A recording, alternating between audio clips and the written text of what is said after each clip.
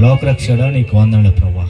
భూమి మీద మనుషులను పుట్టించి ప్రభా వారు నిరంతరము చేసినటువంటి ప్రతి పనిని కూడా దేవా నువ్వు గమనిస్తున్న దేవుడు ప్రభా.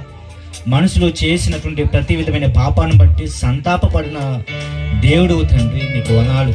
అంతేకాదు ప్రభా, మనుషులను నీ బిడ్డలని నీవు మాకు తండ్రివని నీ వాక్యంలో రాయబడి ఉన్నది తండ్రి.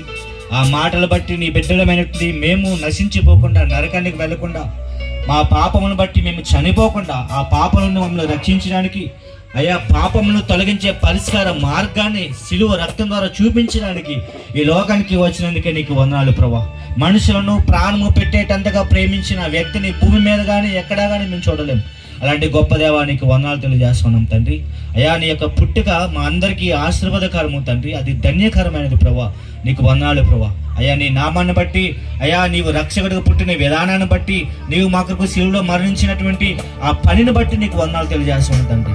మేమంతా రక్షించబడి ఉన్నాం తండ్రి, నీకు వందనాలు. ప్రాముఖ్యంగా దేవా ఈరోజు చెప్పబడిన నీ అద్భుతమైన మాటలు బట్టి వందనాలు ప్రభా.